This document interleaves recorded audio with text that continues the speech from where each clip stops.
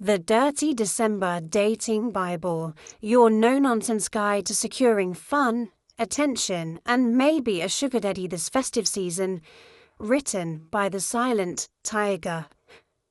Hello, ladies. If this book is in your hands right now, I can safely assume that I've piqued your interest. Something inside you resonates with the very reason I wrote these pages. Like many of you, I realized a long time ago that dating in the West is finished. Those of you who managed to find a good one out there, congrats. A needle in a haystack. Masculinity, that dirty word, is practically dead. Chivalry, almost non-existent in places like London, America, and Canada, where the average dude shudders in disgust at the thought of it. Instead, young men are being radicalized by red pill ideology, gay tendencies, and toxic masculinity, leaving behind a generation of effeminate, confused, unprepared, and irresponsible men. Let's be honest, the average guy in the UK or US is more than happy to take a woman to Nando's or Red Lobster, sit smugly across the table, and then split the bill 50-50. Worse still, some will even shamelessly announce they don't have the money or disappear mid-date with a classic toilet break escape.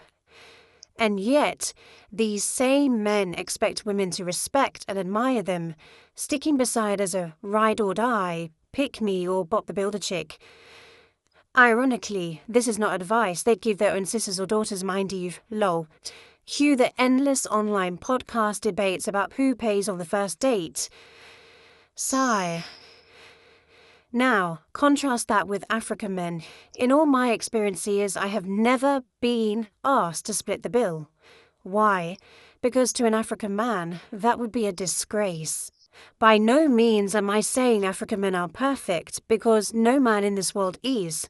However, the trade-off of dating one is far better than in the West. African men from childhood are taught to protect, provide, and carry the mantle of leadership, and this goes far beyond a dinner date. It extends to property, rent, marriage, children, and building a secure future. Meanwhile, in the West, the story is grim. Too many women are forced to shoulder responsibilities because men refuse to step up. Women are outpacing men in all fields, including education, careers, and financial stability, while too many men are stuck chasing pipe dreams, drowning in addictions and depression, or having midlife crises in their 30s, delusional, pretending they'll be the next big rapper. It's no wonder marriage and birth rates are declining rapidly, and so many women cry out daily about the lack of real men and the absence of protection, hence the rise of countless feminine channels asking, where are the real men? Well, ladies, I have the answer. Who am I, you ask? Well, my identity must remain hidden for obvious reasons, but here's what I can share. I am a young diaspora woman, born and raised in the West to African parents. Like many of you, I chased opportunities, faced setbacks, and experienced the highs and lows of life after graduation. Eventually, I found myself drawn back to my roots. I started traveling back and forth between Africa, even before it was fashionable or in vogue to do so. I had always felt a deep connection to the motherland, but when I began traveling back, it shocked my family and friends. They simply could have fathomed why I loved the motherland so much. Yet the more time I spent there, the stronger the love grew. After adjusting to life on the continent, I took the leap and I've never looked back. Fast forward to today, I am a landlady, a business owner, and living the sweet life I could only dream of in the West. Not just because I'm educated, hardworking, or beautiful, but because I was smart, intentional, and strategic. And here's the part most women won't ever admit to you. The key to unlocking this life was meeting the right men. Yes, I said it. The right men open doors that education alone could never. And in this book, I'm going to teach you exactly how to do the same. I have now reached a point where I'm more than satisfied with my achievements and wish to help other ladies as I believe the sky is big enough for us all. Have you noticed in recent years how many of your favorite celebrities, models, singers, influencers are suddenly flocking to Africa? Lagos, Accra, Cape Town, Johannesburg. The secret is out. African men. We are living in a generation where women want more for their lives and their futures. We refuse to settle and suffer like many of our mothers, sisters, aunts, cousins who chose based on ridiculous guidelines. In a world of passport bros, we must accept that we now have passport sisters and that women are also allowed to travel the world in hopes of finding comfortability and love if their options at home seem bleak. So whether you're jetting off this December or planning a future trip, whether you're looking for an African king, a partner, or even a sugar daddy, this book is for you. Who's to say you'll have to return to your doldrum 9-to-5 life in the West? Unless you wish to, of course, as I understand that living in a foreign country isn't for everybody. But if you don't want to, play your cards right and your life could change forever. Here, I'll share personal stories, lessons from friends, tips, tricks, and strategies. By the end, you'll see exactly why Africa holds the answers that the West has failed to deliver. Thank me later. Now, buckle up. It's about to get very controversial, yet fun. Chapter 1. Get out or outsource. In today's globalized dating scene, women are often made to believe they have very few options. But this is a complete lie. The world is literally at your fingertips. It's time to get out or outsource. Yes, you can now outsource your love life. Think of it as the way companies relocate their operations to another country. You can do the same with your heart and your time. Thanks to the internet, social media, and global travel, you no longer have to date or marry within the borders or confines or country you were born in. Whether you're a fan of long-distance relationships or not, you have options. Some women choose to get out, moving abroad to be with their respective partners. Relocation. Others outsource, connect abroad, maintaining relationships across borders, and traveling occasionally to visit their significant other. The choice is yours.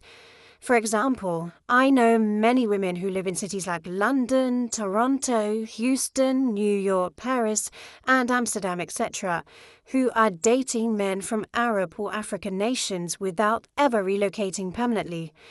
Myself, I began my relationship as long distance and later moved to my partner's country. Even some men admit that this may be the only solution left for women in the West today.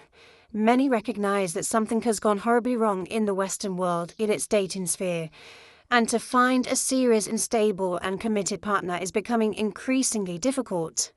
I have a male friend in the West that emphatically told me this after retorting that nobody here is serious.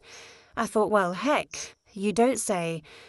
For black women in particular, this might mean dating outside your race or broadening your horizons beyond Western borders. The key is adopting a globalized approach to love. If you want to succeed in today's dating landscape, if you truly want a chance at genuine partnership, it's time to think globally.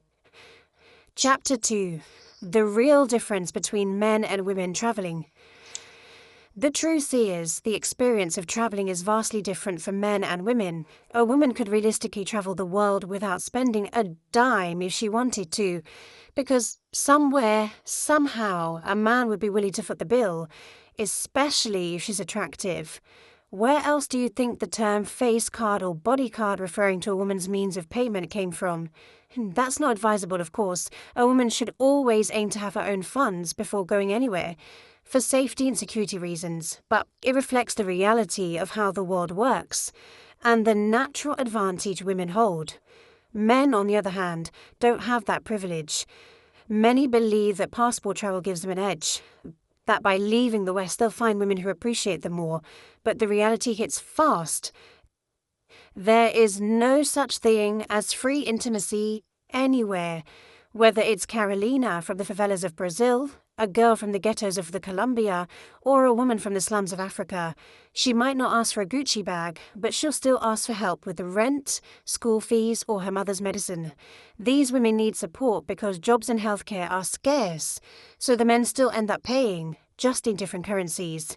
Meanwhile, a woman could travel the same path with $50 in her pocket and still find people willing to help her along the way. That's power. That's privilege. And if men had it, they'd use it too. The frustration some men feel comes from recognizing this imbalance. They see women rise from humble beginnings to luxury lifestyles through looks and leverage, while men have to grind for the same outcomes. So, the question is, are passport bros really winning? The answer is no. It's 2025, and the global message is clear. There's no going back to how things were. Women know their worth everywhere now. Either men accept this and level up to attract the women they desire, or they'll be left behind. Maybe even waiting for AI companionship. That will still come with a price tag. The irony, huh? Even then, some won't be able to afford it. Men don't have as many options as their delusion to think. In fact, they only have two. Either get in the game or be left on the bench watching. Chapter 3. Dirty December. Once upon a time, the continent of Africa was imagined through a single lens, one shaped by global media, headlines, and even dinner table conversations. It was portrayed as a land of poverty, disease, and despair, a place synonymous with tragedy and hardship. To much of the world, Africa was seen as undesirable, even unworthy, whether for tourism, investment, or admiration. But in recent years, that perception has begun to shift. The old narrative, once deeply entrenched, has been steadily dismantled. Today, a new story of Africa is emerging, one that celebrates resilience, innovation, culture, and opportunity. And you may ask yourself, how did this transformation happen? In recent years, there has been a growing tradition of the African diaspora returning home during the Christmas holidays.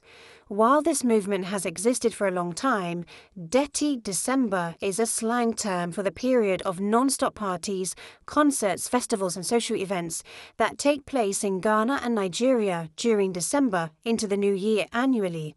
The Dirty is a playful adaptation signifying a period of unrestrained wild fun and revelry, especially as people from the diaspora return to celebrate with family and friends. The term is widely noted to have been popularized by Nigerian-born Afrobeat music star Mr. Eazy, 2016. It exploded in 2019 when the Ghanaian government launched the Year of Return. This initiative encouraged Black people across the world, from African Americans to Black Europeans, to reconnect with their heritage by coming back to the continent to find their roots. The campaign was a massive success, sparking a wave of cultural homecomings and celebrations. Soon after, other African countries adopted similar initiatives, inviting the diaspora to return home for the holidays. At the same time, the Afrobeat music scene helped popularize the season, and it became widely known as Dirty December. The phrase represents more than just Christmas. It's a whole season of homecoming parties, music festivals, concerts, culture events, and family gatherings that stretch from late December well into January. In fact, a newer term has emerged, Jumping January, highlighting how the festivities do not end with New Year's Day, but often carry on into the first month of the year.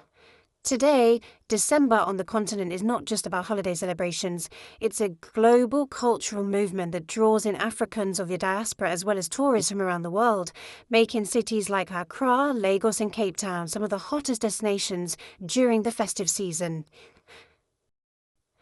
Chapter 4. Goals before you start the journey. When you step into this lifestyle, you must first know exactly what you want and why you want it. Without clarity, you'll drift, and drifting leads to wasted time, energy, and opportunities. Ask yourself, do you need funding for a business? Do you just want to enjoy yourself and have fun? Do you want a car? Do you want to own land or property? Do you need extra cash for comfort? Do you want to change your financial future? Do you want to stop working a 9-to-5 job altogether? Whatever your reason, write down your goals and keep them visible. Your goals are your compass. They remind you why you started and help you stay focused. Why this matters. It's very easy to get caught up in the excitement and lose sight of your bigger purpose. Without direction, you may end up stuck, unsure of why you're doing this or what you're doing it for. Having clear goals keeps you grounded and ensures every move you make pushes you closer to what you actually want. Fun versus future. Let's be clear, if your only goal is to have fun, that's completely valid. You don't need anyone's permission to enjoy yourself, and fun is an important part of life. But if you're 25 or older, it's worth asking yourself if just fun is enough. At some point, you want to think bigger. Your stability, your freedom, and your future. Fun is temporary. Strategy lasts a lifetime. Key takeaway. Get serious about your life. Know your goals. Write them down and stay true to them. When you understand why you're doing this, every choice becomes easier and more powerful. Geographic location and dating experiences. Where you are in the world plays a major role in how you are treated and the kind of dating experiences you will have. Geography is not neutral, because cultural beliefs, beauty standards, and social hierarchies shift depending on the environment. A woman's value in the dating market is not fixed and often changes when she crosses borders. For example, a woman who might be considered as a dating ranking of 6 in London could easily find herself rated far higher in an African city. This happens because her features such as dark skin or curvy figure may not align with the mainstream beauty preference in the United Kingdom, but are highly valued in African contexts. In those settings, what was overlooked in one culture becomes celebrated in another.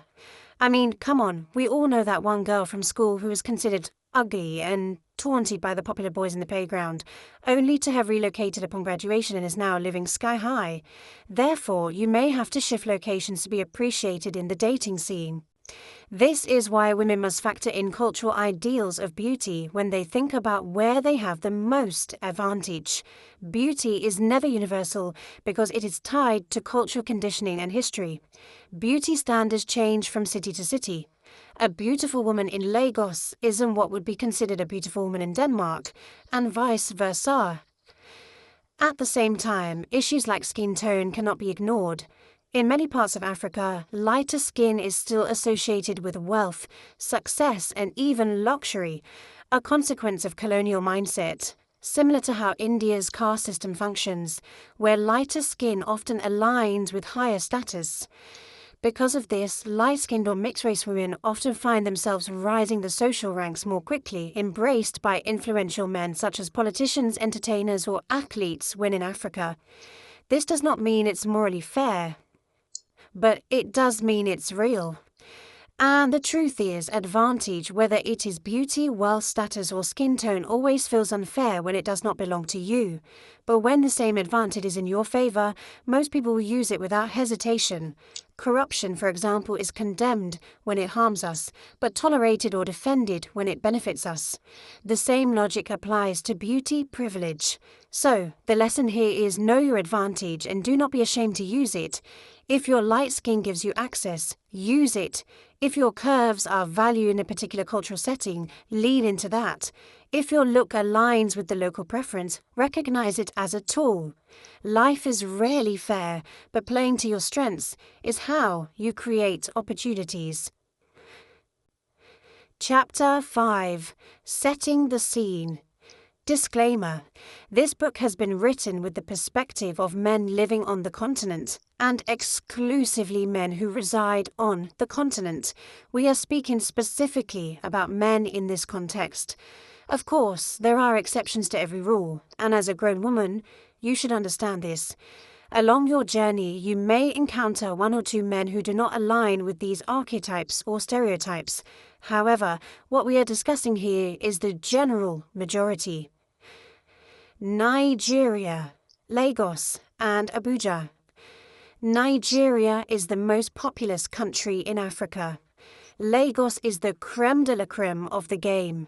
Nigerians by and large are known for being highly educated, prosperous and wealthy, despite the backdrop of extreme national poverty. Among those who have money, wealth often comes in staggering amounts.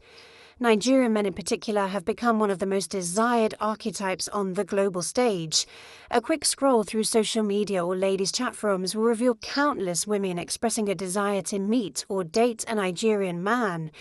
Even celebrities, pop stars, models and influencers, your favorite IG baddies are drawn to Lagos and Abuja, at times, for exactly this reason.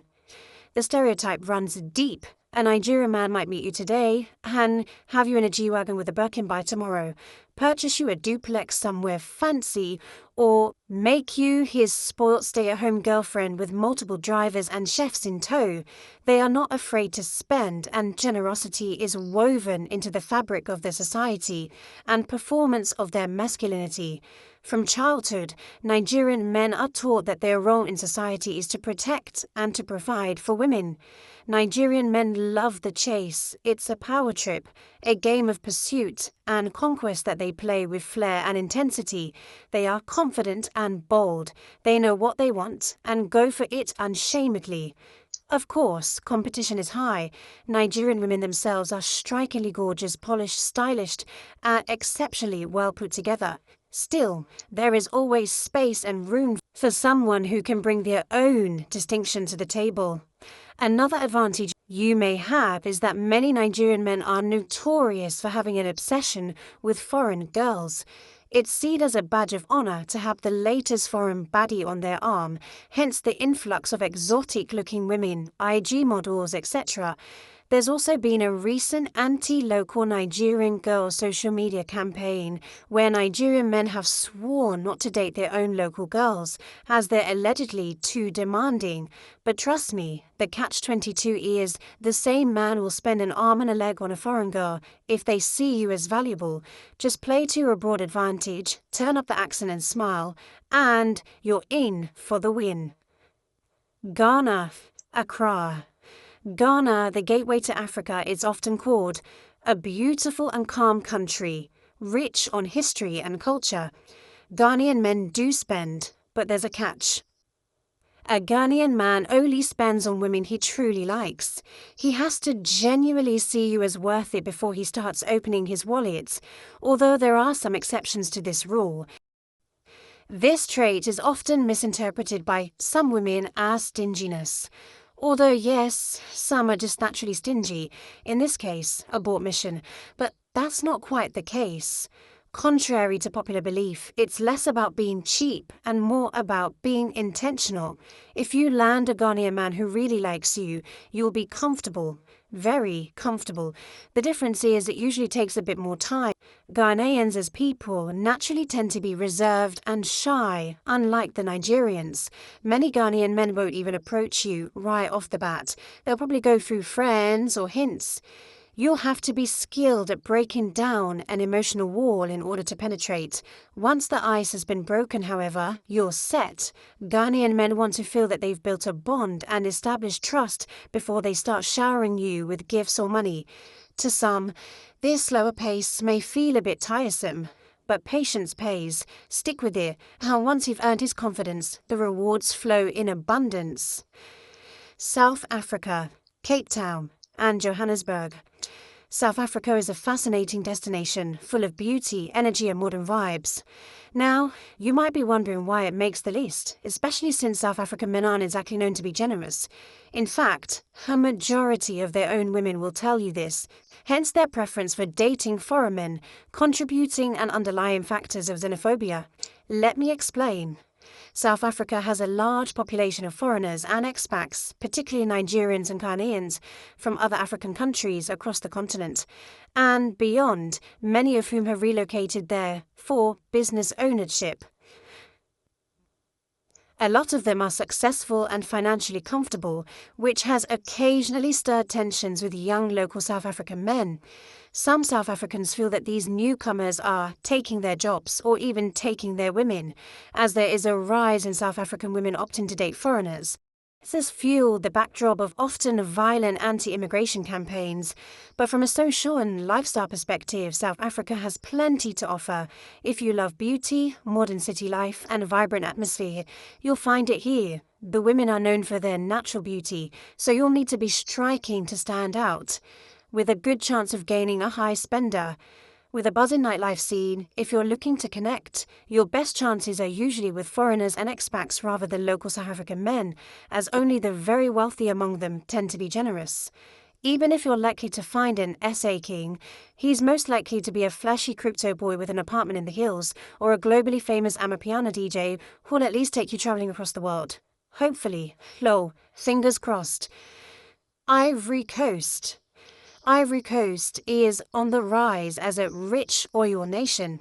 The country has a beautiful culture, a modern capital city that defies popular belief, and it is home to many global footballers, entrepreneurs, businessmen, and involved in sectors such as oil, gas, and mining.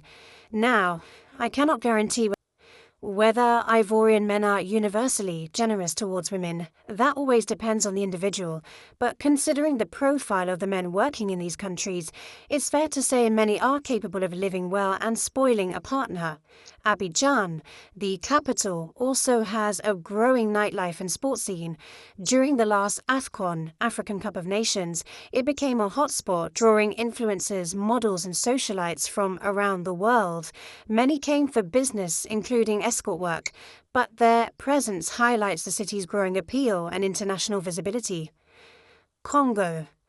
The Congo, whether you mean the Republic of Congo, the Democratic Republic of Congo, Congo-Brazzaville or Congo-Kinshasa, is one of the most beautiful, resource-rich and mineral-wealthy lands in Africa. Unfortunately, the average Congolese person rarely benefits from this wealth. It is mostly the ministers, politicians and businessmen involved in the mineral trades who profit. Nonetheless, there is a powerful elite circle in Congo who have money, and they have a lot of it. Breaking into the social and dating scene is worthwhile because you might just strike luck. French African men and Congolese men in general are known lovers of designer fashion, luxury and the finer things in life. This is due to the laissez-faire culture and dandyism culture. They expect their women to look good, and they love to dress in designer from head to toe. Out of all the archetypes, he is probably the most likely to support the idea of taking his jet for a quick luxury shopping spree in Paris. To him, it's not a big deal. It's his lifestyle anyway. Dating a Congolese man with this lifestyle could mean you are indulged. If you're a woman who loves labels, this could very well be the way to go.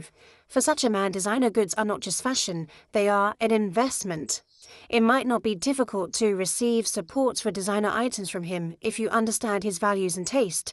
Disclaimer. Of course, there are many African countries where you could travel within the continent to meet men who embody the provider role.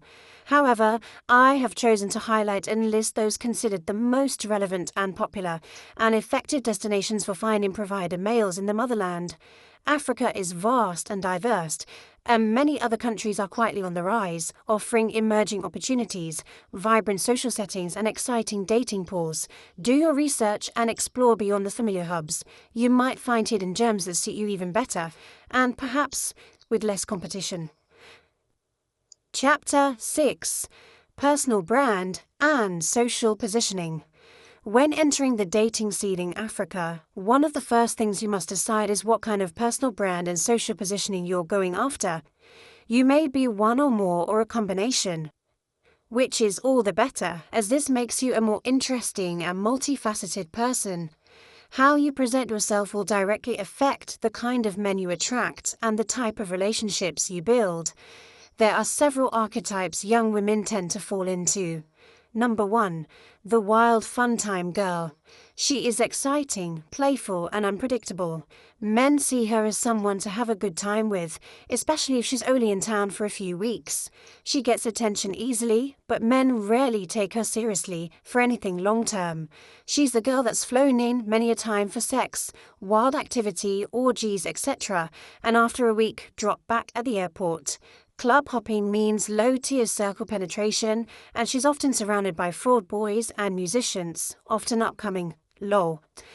Type 2. The classy international babe. She carries herself with elegance and sophistication. She's well-travelled, stylish, and knows how to move in elite spaces, so it gets invited to all the elite events. As men can trust her to represent well, she's decent, respectful, and is the perfect trophy symbol. She is able to penetrate high circles and high society. Girl type 3. The good girl. She is soft, feminine, and respectful. Men see her as wife material, someone they could probably take home to their family and show to mama.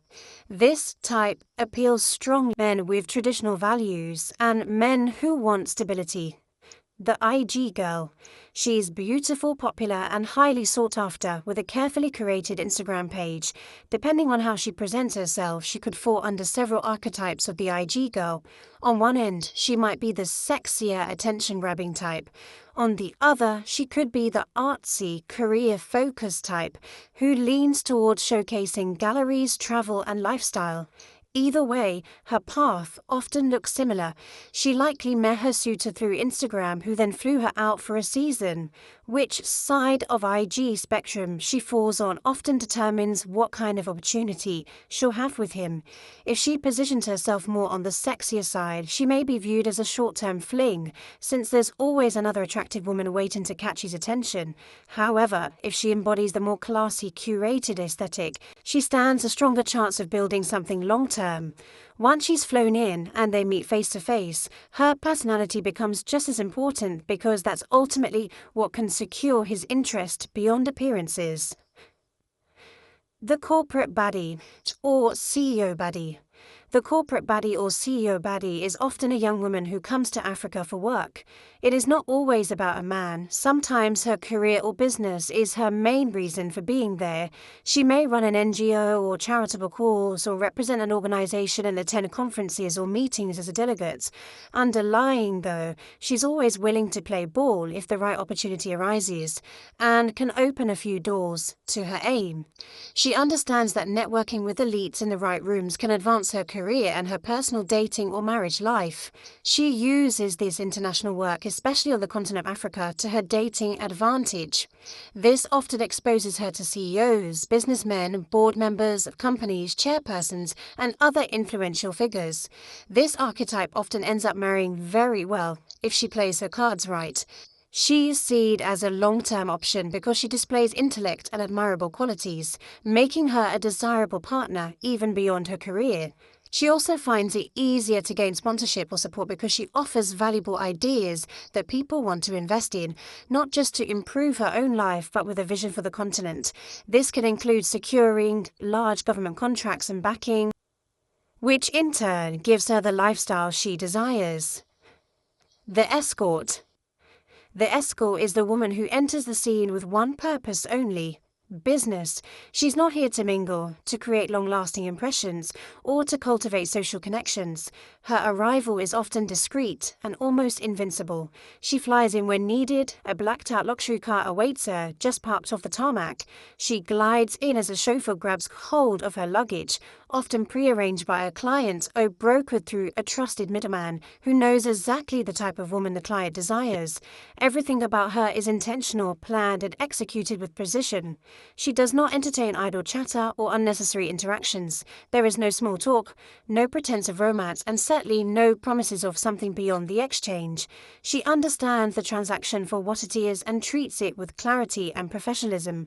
Once her roles are filled, she takes her payment, closes the door on the encounter, and prepares for her swift exit. On occasion, she may allow herself a moment of release, a glass of wine at a quiet bar, a few hours of a dance, before the next flight. But even in leisure, she is detached, never losing sight of who she is or why she came. She does not linger, and she does not blur the line between business and pleasure. What sets the escort apart is her discipline. She is consistent in her demeanor, her appearance, and her boundaries. She never confuses her position, never allows emotions to interfere with her purpose, and never lets others mistake her professional for vulnerability.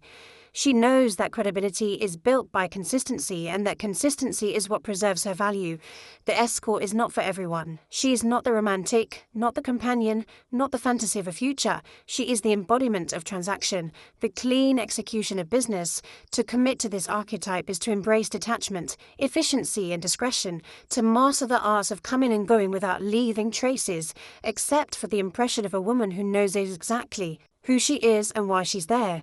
The key is to decide which category you are best suited to and commit to it. Every choice you make could reinforce your positioning, from the way you dress to the activities you engage in to the people you surround yourself with. Consistency builds credibility, and credibility builds value. Chapter 8. The Male Archetypes. There are different wealthy male archetypes. You need to decide which type of man you desire.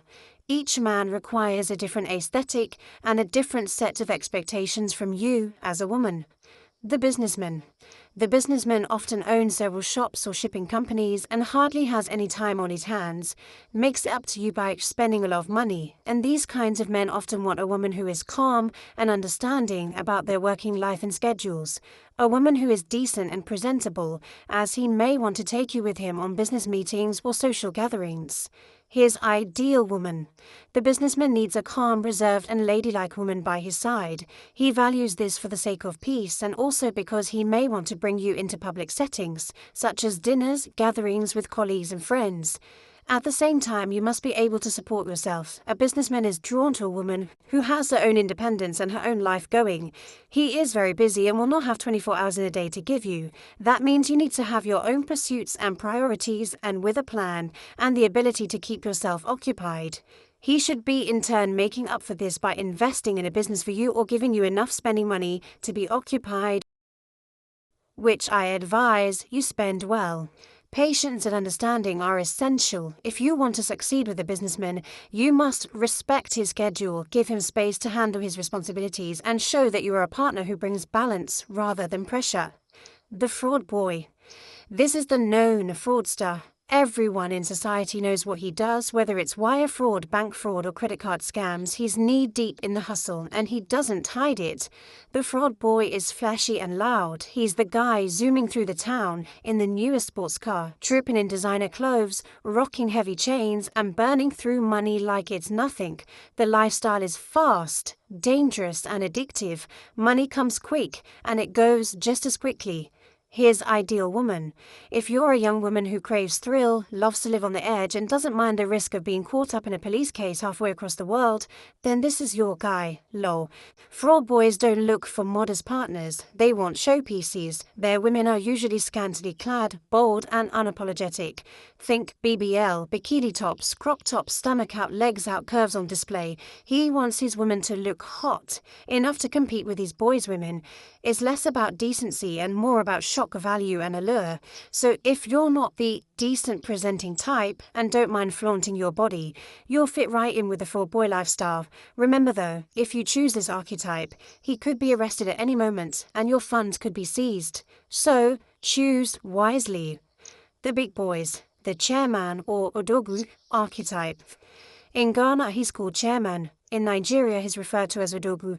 Both simply mean the big boy, the wealthy one. The one who commands attention and respect everywhere he goes.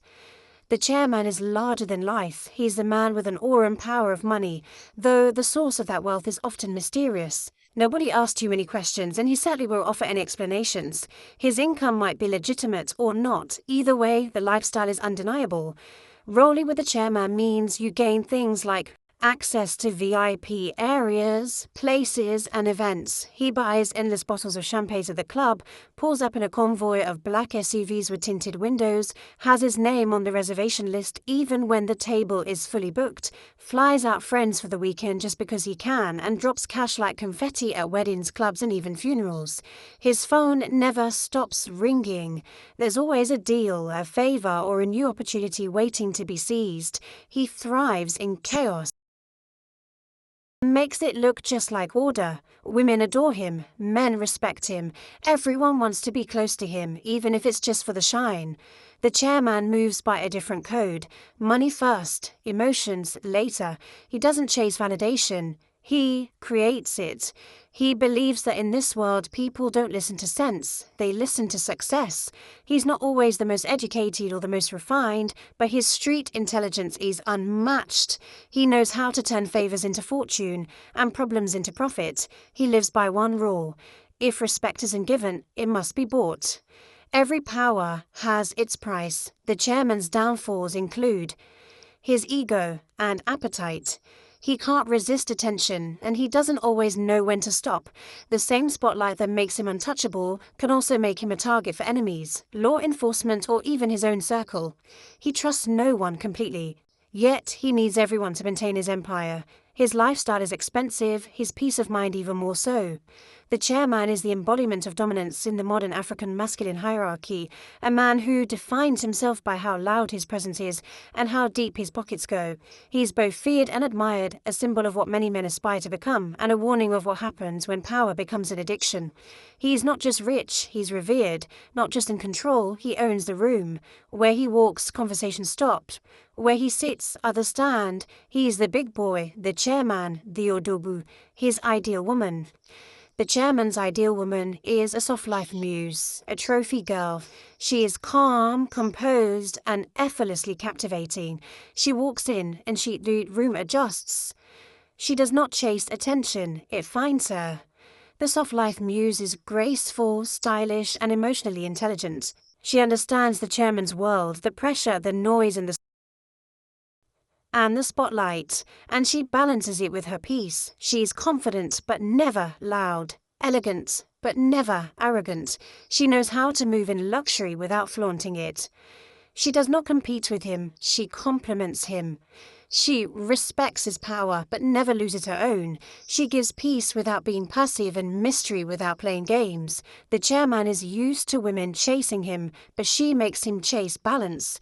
Peace in a world full of noise, class and social elevation, emotional steadiness, a quiet sense of pride, what he gives her, security and access, protection and admiration, a platform to shine, peace in a world full of noise, class and social elevation, emotional steadiness, a quiet sense of what he gives her, security, protection, admired, and a platform to showcase herself.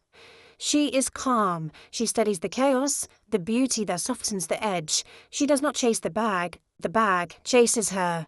When she stands beside the chairman, she does not disappear. She completes the picture. The politician. The politician is powerful, influential, and constantly in the public eye. His entire life is built around maintaining an image. Like pastors or other public figures, politicians carry reputations that they must fiercely protect because their careers and financial security depend on it. They live on taxpayers' money and they answer to the public.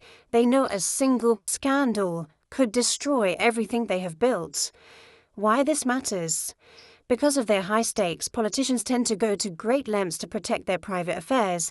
This means they are often willing to spend more, plan more, and cover more ground to ensure secrecy. They do not want their names or faces tied to negative press, so discretion becomes the currency of the relationship.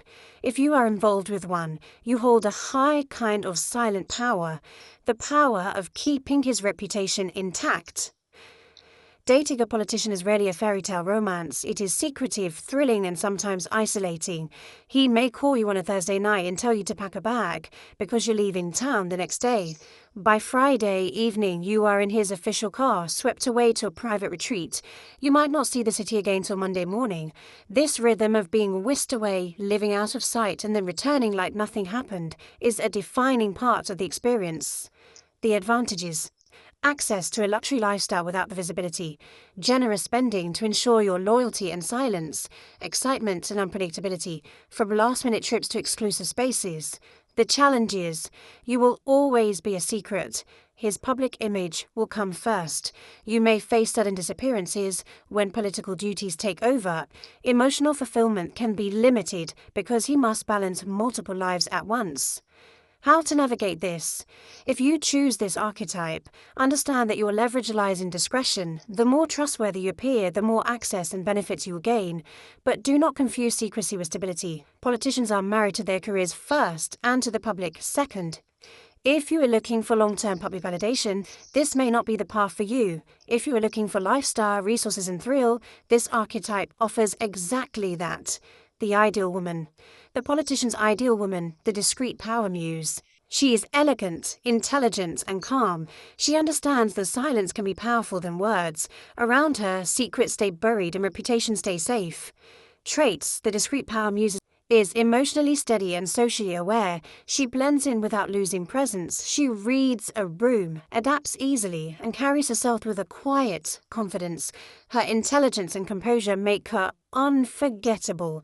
She values privacy over attention. She does not seek exposure, but earns respect. She protects his image as if it were her own, knowing his world depends on perception. She is loyal, poised, and strategic, never confusing access with permanence.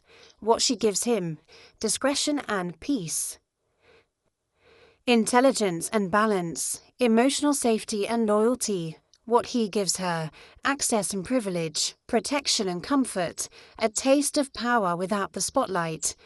In essence, she's not a secret or a trophy. She is calm, the steadiness, with ambition and the silence that guards his name, invincible to the public and forgettable to him. She is the discreet power muse. The old money boy. Boys is what I call them, as that's exactly what they'll most likely always be, as they don't own their own autonomy. Many grow up believing their surname itself is a kind of currency. Because of this, they often don't feel the need to give materially, contributing to a sense of stinginess and entitlement. The prestige of their presence or family name is supposed to be enough. Even if the family is wealthy, individual members don't always have direct or unlimited access to funds. A particular conversation with an old money friend comes to mind after he boldly stated that he couldn't be seen to be doing too much on social media, else his family would start whispering that he's squandering their wealth. So, that, girls, tells you all you need to know. There is always a hierarchy to answer to. They're not really financially allowed to make decisions by themselves. Or, contrary to popular belief, family money isn't actually yours. Funds can be locked behind age clauses, i.e. trust funds. Family governance, elders deciding what, how, and where the money is spent and when it's released. Inheritance rules, you might literally be waiting for someone to pass away. So while the boy represents wealth, he may not actually have cash flow or spending power of his own. Most likely he just gets a weekly allowance and pocket money that he splurges on restaurants, clubs, and designer clothing like a little kid at boarding school. So as much as it may surprise you, you might not actually see physical cash whilst dating this type, although contrary to popular belief you'd think you would. Old money families are about preserving and passing down wealth to the next generations, not splurging it all in one. Although it may seem like outwardly this set lead luxurious lives, remember their surnames alone allows them things that they can get for free that the average person can't. You may be invited on the family boat or jet though, and I guess you could get a couple of pictures for your Instagram if you're the flex type of girly. If you see an old money type that actually spoils his girlfriends with physical cash, then that is an anomaly and not the standard practice. If your goal is marriage, then I'll have you know, old money families often vet potential spouses heavily. The walls and yellow tape tests and hurdles one must jump are profound. Marriage into such a family isn't straightforward. It's not just about romance, it's about protecting legacy, assets, and reputation. That means higher scrutiny and less likelihood of easy entry, even one that has taken over seeing family business. The only case in which such guys are good to date is if they've been able to break away from under their family's thumb financially and establish themselves as individuals with a generous mindset. His ideal woman. Families of influence often look for women who fit a very specific mold. These are the cookie-cutter girls who present themselves as polished, wholesome, and safe. They come from clean, reputable households, and more often than not, they already belong to wealth or privilege themselves. Their appeal is rooted not only in their appearance or demeanor, but in the reassurance they bring. They're unlikely to cause scandal, unlikely to disrupt family reputation, and unlikely to bring any unwanted surprises. For women who come from working class or modest backgrounds, entry into the sphere can be extremely difficult. It is not impossible, but to be accepted you must be truly exceptional. Think Meghan Markle, and even then, she wasn't fully. Education, manners, presentation, and social awareness are all needed to be flawless and to bridge the gap. Even then, acceptance is often limited and conditional. For those who carry controversy, whether through a messy past, a questionable reputation, or a tendency to rebel, this archetype is not advisable. Families within this world will often commission thorough background checks, and any blemish, however small, can be amplified and used against you. Skeletons in the closet will not remain hidden forever. And once exposed, they can cause damage that is both humiliating and unnecessary. To pursue this path requires a spotless reputation, a history that reinforces the image of respectability, and a lifestyle that aligns with traditional values. If you do not naturally embody these qualities, forcing yourself into this category will only create resistance and disappointment. The family-approved woman is not controversial, not risky, not complicated. She is the embodiment of safety, stability, and legacy. And truth be told, many a time the family already have a woman lined up or selected for him, one that they deem fit. The married man, the least advisable archetype. This is the archetype I least recommend pursuing. I would not wish this path on any woman reading this book. However, I understand that for some grown women, this has happened, continues to happen, and will likely happen again. If this is the route you choose, know that you run serious risks, physical, mental, emotional, and even spiritual. Men who cheat often have secrets to protect, and some women are drawn to that secrecy because it can feel like an advantage, but the reality is often much darker. You may find yourself constantly sneaking around, never able to be seen with him in public, and being kept as a secret. If that is what you want, go into it with open eyes. In certain cultures, particularly among some wealthy African men, the situation can be even more dangerous. Many of these men's wives are fiercely protective of their marriages and their household, while it is widely known that some of these husbands have mistresses or side chicks. The wives often wield enormous social, financial, and sometimes even physical power. The consequences of being caught with a married man in these contexts can be severe, even deadly. Take that warning seriously. The pastor or churchman archetype. This archetype makes many people raise an eyebrow because it blends spiritual authority with material power. While many pastors today are criticized as manipulative or charlatans, some women deliberately choose this path because of the financial security, status, and lifestyle that comes with being attached to a well-established church leader. The light side, rewarding path, security and abundance. A well-known pastor, especially of a super church, brings in steady money weekly from the congregation, tithes and offerings. His partner often benefits directly, living luxuriously. Status and celebrity.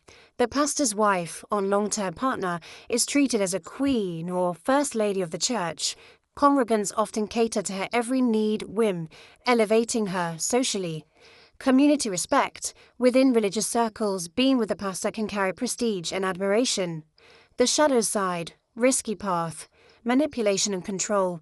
Many pastors wield authority in dangerous or coercive ways, blurring the lines between faith and exploitation. Hidden pressures. Being a pastor's partner comes with immense expectations, moral scrutiny, spiritual pressure, and the weight of the congregation's eyes on you. Secrecy and scandal. If the relationship is an affair with a married pastor, secrecy becomes transactional. Hush money, reputation, protection, and emotional instability. What women might find attractive, the power and influence pastors command. His ideal woman. The good girl, Christian. Someone who genuinely shares his faith, wants the community role, and seeks a traditional long-term marriage and family. This path can be stable and deeply meaningful when both partners are authentic and ethical. The opportunist or bad girl scenario. Some people pursue the financial status advantages even without shared faith. Because reputation is crucial for church leaders, there can be incentives and temptations for secrecy or hush arrangements, but that's ethically fraught and emotionally risky. Fine boy no de pay, as the Nigerians will say, which simply translates to a handsome man who will not give you money. Chapter 9. Male Archetypes to Avoid. The Abroad Returnee, JJC, Johnny Just Come, Bean to or diaspora boy. Abroad returnee. equals cautious investor, survivor mentality, stingy for a reason. These men have lived and hustled abroad. London, New York, Toronto, you name it. But instead of coming back as big spenders, they return with a survivor's mindset. Most project an outwardly polished, beam-to aesthetic with accents, stories, and foreign polish that can charm socially, but behind the image lies extreme caution with money. Why? Many returnees are back home after disappointments or failed attempts at life in the West. They did not make it out there, so they come to Africa to rebuild, hustle, and plant roots. That means they hold on to every single penny. Their money is constantly being invested in business ventures, survival strategies, or pipe dream projects, leaving little room to spend frivolously on women, the way a self-made local already comfortable man might. Traits of the abroad returnee. Not generous with money, is always tied up, stretched thin, or working. Talks a good game, endless new business ideas, many of which never manifest. Hyper-cautious spender, can literally calculate and exchange rates before making the smallest purchase. Social charm, foreign accent, jargon and travel stories create allure, but often more talk than action. Telltale signs. Instead of champagne and clubs, expect modest lounges, endless business venture conversations, and second-hand cigar smoke. He will frame caution as wisdom. Quote, I did not come back here to waste what I fought for abroad. Every naira, every CD, every dollar has a job. Revelations of his past struggles. The cramped apartment in London. The 3 jobs in New York. Explain why he clings to money now. The bottom line. The abroad returnee is not the reckless spender. He is the cautious survivor, forever hustling, forever pitching the next big idea, but rarely parting with his cash. Enjoy the stories, enjoy the polish, but do not expect champagne showers. Only pipe dream promises. The only December spender. These men are notorious for splashing cash in December and being stingy for the rest of the year. All through January to November, they are quiet and frugal, but come December, they transform into big spenders, or at least they want everyone to believe so. Many do this either because they do not actually have the funds they project, or because they simply want the attention that comes with flashing the cash. Their goal is to lure girls in with the illusion of wealth and excitement, supposed spending rather than actual substance. Why should you care? Truthfully, if you're only around for December in a few weeks, you shouldn't. But if you intend to stay longer, you should. This type is strictly for festive fun. Do not take him seriously and do not expect anything consistent after the season is over. Once January arrives, the champagne dries up and so does the relationship. These men will leave you with nothing more than a camera roll full of memories, snaps from the VIP table, and a stack of cash to your ear, which is not even yours, since it was all thrown on the strippers anyway, and stories you will laugh about later. The bottom line. The only December spender is for December fun only. He is not building, not investing, and not sustaining. Enjoy the festive ride while it lasts, but do not expect a transactional relationship, and definitely do not expect to hear from him once you're back in the West in January. The fellow dirty December boy holiday maker. The loud, rude, rowdy, broke diasporan boys from London, the USA, Canada and beyond. They land in Africa for the festive season with nothing but Nike-Tech tracksuits, accents and bravado. These are the ones you should avoid at all costs. Girls, remember, you come from the same place as these men. They are the very individuals you were trying to escape in the first place. So why fly halfway across the world to Africa, a place of vast potential, only to entangle yourself with them again? Leave them to the local girls, who still believe, unfortunately, they have something to offer. They will learn the hard way. These boys are notorious for trouble. They cause fights and brawls in clubs and bars, men into danger. Their funds are limited. Most of what they bring goes into drip for the trip, leaving them with barely 2,000 to 3,000 to stretch across a 3-week stay. Drinks are rationed, and you will quickly find out he will barely buy you one without expecting you to repay him by following him back to his rented villa or Airbnb just on the outskirts of Accra or off the island of Lagos. Cue the classic innocent midnight Netflix invitation, and you already know the real agenda. There is no luxury to be found here, only noise, drama, and danger. The bottom line. These rowdy holidaymakers with limited funds and inflated egos, loud at the club, broke in the wallet, and reckless in behavior. Run. The 9-to-5 corporate guy. Read my lips. Do not even bother.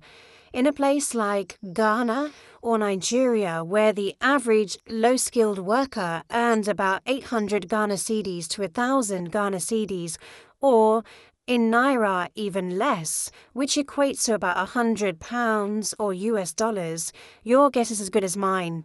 It's completely a no-go. Thankfully, you may not even bump into these types during the festive season, unless you find yourself at free shows or concerts.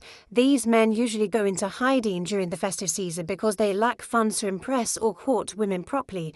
Many also feel intimidated by the big boys and spend December tucked away indoors, eating kebabs and drinking a super malt. If you do come across such a man who tries to sweet-talk you, he's clearly trying his luck and punching above his weight. Walk away immediately. He has nothing to offer you. The bottom line. The 9-to-5 corporate guy may be stable on paper, but in his setting, this is irrelevant. He cannot afford to play in the December arena and should not be considered as an option. Mr. No Passport, the visa swindler, and the passport playboy. No, no, no, and no. Any man that is not well-travelled, has never been on a flight or can't speak of one other country he's visited, should not be your target. These kind of guys are on the prowl for naive and innocent girls from abroad, and none of them know the better. He will sweep you off his feet with chump change and sweet words so that you would stupidly build a long-term relationship with him and hopefully get you pregnant or convince you to process a visa for him from abroad. Sadly, 9 times out of 10, we all know someone who's been through this or someone who knows someone. It ends in absolute disaster, and my heart truly goes out to all women who have fallen for this scam. Run, ladies. You should not even allow this type to breathe near you. The musician. Now, personally, I've never been a fan, no pun intended. I don't see musicians as real spenders, unless you're able to snag an A-list one, and please, certainly no upcoming. I know many of you ladies go absolutely head over heels for musicians. You admire the artistry, the lifestyle, the aura, and fair play, it's your choice. But I want you to understand why in reality, musicians are often the most undesirable option if you're seeking real stability, financial security, and long-term investment beyond your dirty December trip. First, musicians are rarely stable. They travel constantly from country to country, city to city, performing for crowds and encountering a never-ending supply of women. Their access to females is practically unlimited. Add this to the unpredictable lifestyle and you quickly realize why a lot of them are not best candidates for loyalty and security. Second, the money situation isn't as glamorous as it looks. Much of what a musician earns is reinvested into his career. Music videos, designers, stylists, PR, and in some cases even private jet rentals to keep up appearances. This applies even to top-tier musicians, and upcoming ones are even worse off because they still have to spend heavily just to break through. Very few musicians are married or committed, and we all know those are rare cases like Davido or Chioma are exceptions, to be honest. Third, for most women, the benefits don't outweigh the costs. At best, you might get a handbag, if it's not a knockoff. But by all means, if you love handbags and they're a necessity to you, please indulge, or backstage access to a video shoot. But in terms of real long-term investment into your life, it's a slim to none. Too many girls are already in the picture for one woman to secure serious financial or emotional backing from a musician. The only realistic advantage is clout. So if you're an IG model or someone looking to build notoriety quickly, being seen around a musician might raise your profile. It can act as a springboard, positioning you strategically for other opportunities or attracting the attention of men who are actually willing to invest. But if you ask most women who've dated musicians whether they've gained substantial lasting benefit, the answer is almost always no. In summary, musicians are not the jackpot many think they are. They are better used as a stepping stone for visibility, not as a foundation for a serious future. The Area Boy. The Area Boy is Africa's version of what the UK would call a road boy, or what the US would call a gangbanger or hood rat. From the name alone, you get the picture. He is a boy of the area. His world is confined to the neighborhood where he lives, and he rarely steps out beyond it. Not because he does not want to, but because he does not have the means. Often, you will find him in the ghetto areas, places marred by poverty and desperation. His days are spent walking up and down aimlessly and despairingly, sitting on street corners, gossiping with local boys and playing board games, or drinking cheap alcohol. His uniform is almost always predictable, a once white vest now stained and overworn, old jeans or shorts, and slippers that have long since seen their best shape. The Area Boy does not offer the luxury lifestyle. He specializes in ghetto glam, experience, if you like danger, at least. He could serve as a rough guide to the underbelly of the city, but even then, the risks are high unless you're one of those earthy types, the dashiki-wearing dreadlocked women who claim they do not care for luxury and just want to be loved in the almost authentic ways. Well, then you have no business here. Some women convince themselves they can save him, whisk him off to Europe and grant him a visa, but this rarely ends well for the diaspora girl. Ask around. This is an archetype to avoid. He is below your social class, and aligning with him can bring more trouble than romance. The bottom line represents struggle, street survival, social stagnation. If you're chasing growth, stability, or luxury, this is not your path. Dating African men. What you need to know. One of the biggest advantages of dating African men is their generosity. Many are eager to spoil and pamper women, shaped by their upbringing, the values instilled in them. This generosity can extend to resources, money, gifts, opportunities, and even influential contacts. However, every good thing comes at a price, and you must decide what you're willing to tolerate, trade off, and what you're not. Before you make the decision to date an African man, there are some widely recognized cultural and social norms that you should be aware of. These are not rules that apply to every single man, but they are common enough to prepare yourself for. It could be argued that cheating has become normalized practice in African society, just as in many parts of the world. Whether that makes it right or wrong is not my argument to make, but you do need to examine your own values about commitment and monogamy. Many African men are known to keep multiple partners, whether they are upfront about it or not. While infidelity can happen anywhere in the world, it is especially prominent and visible in many African cultures. If you choose to date married men in particular, understand the risks. Even when wives are aware that their husbands have mistresses or girlfriends, they are often hostile and fiercely territorial.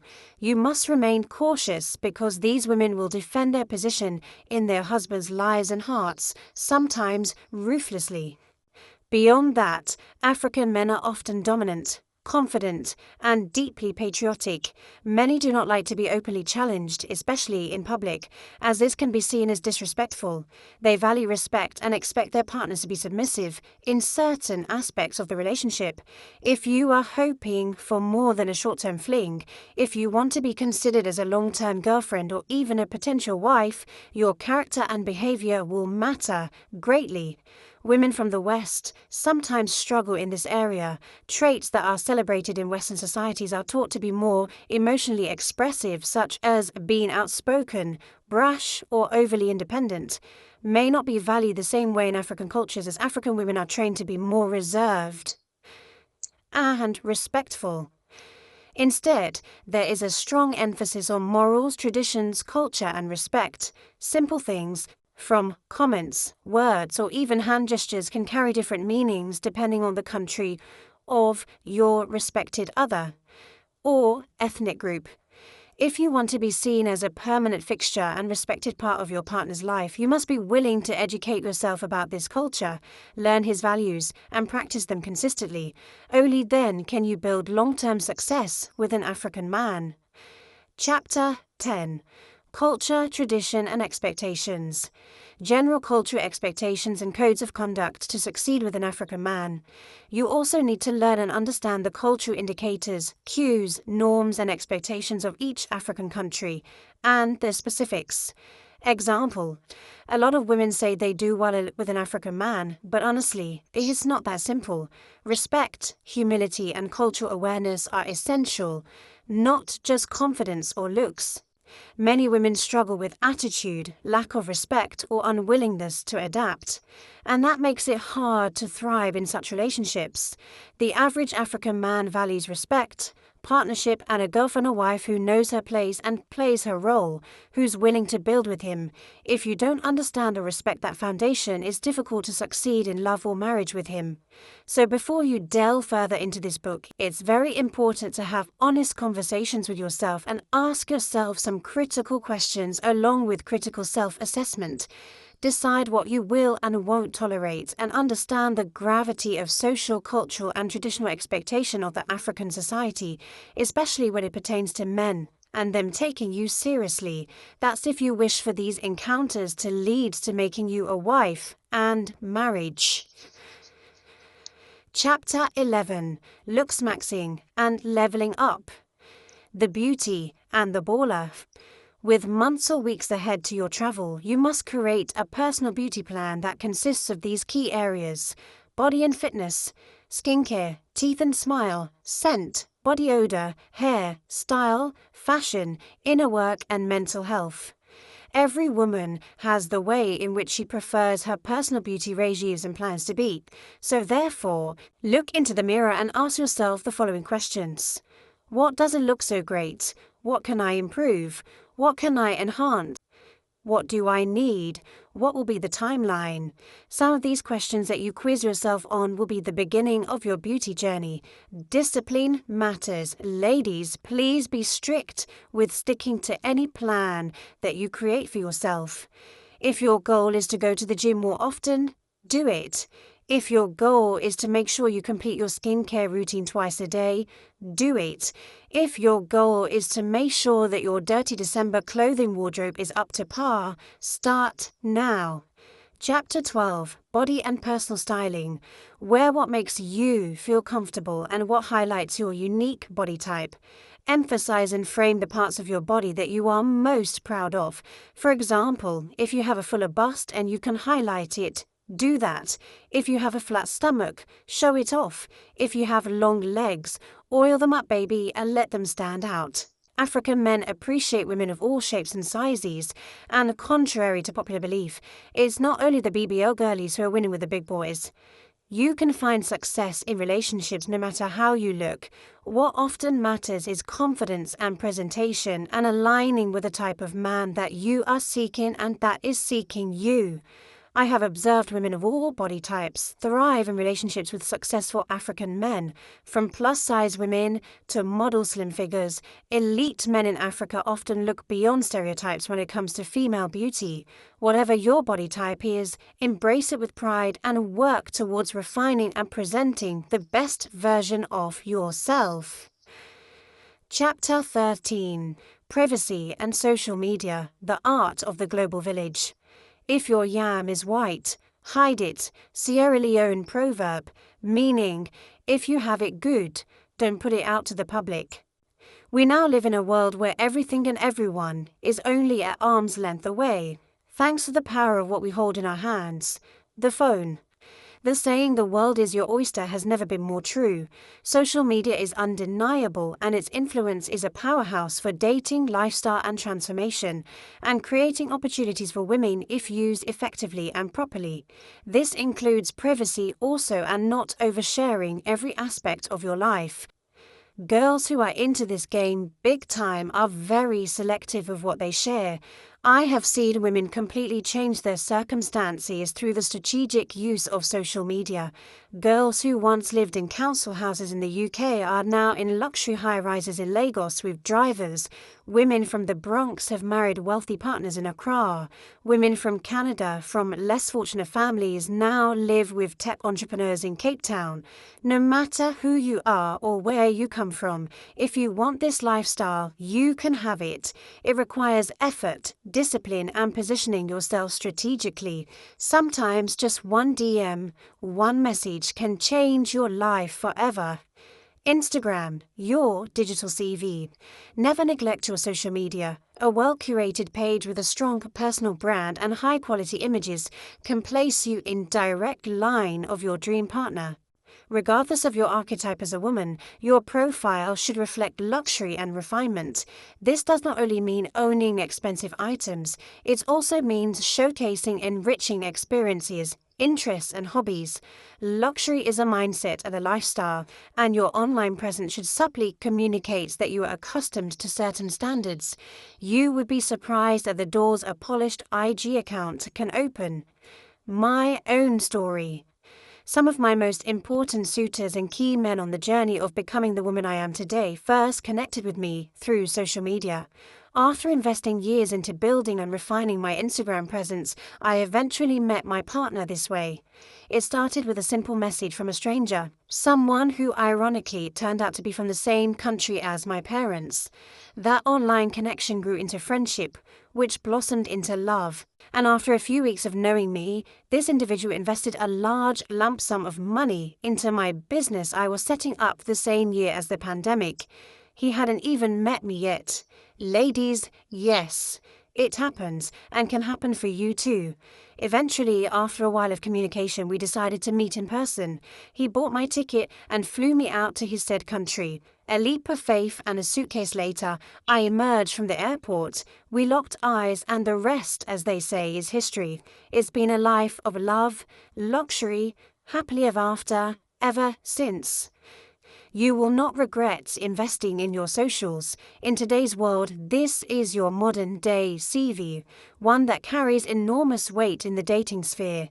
Ladies, remember, you may be able to catch your big fish before you've even stepped foot on a plane. When you arrive at your destination, make sure you get to updating your social media pretty soon. Let's call this your I'm in your city picture.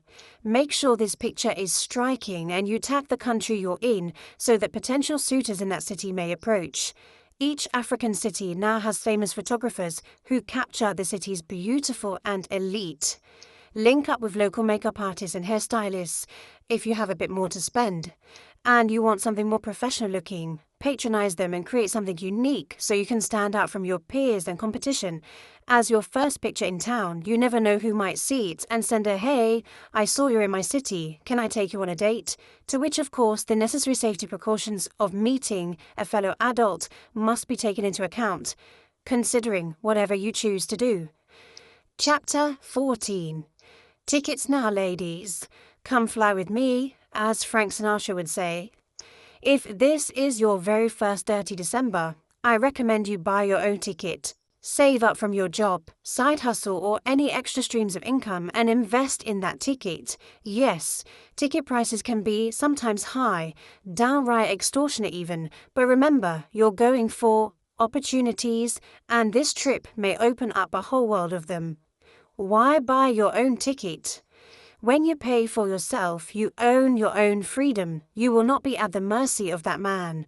No man can hold you to the ransom with the tired line of, "I bought your ticket, so you must only be seen with me." Buying your own way means you decide where you go, who you see, and how you move.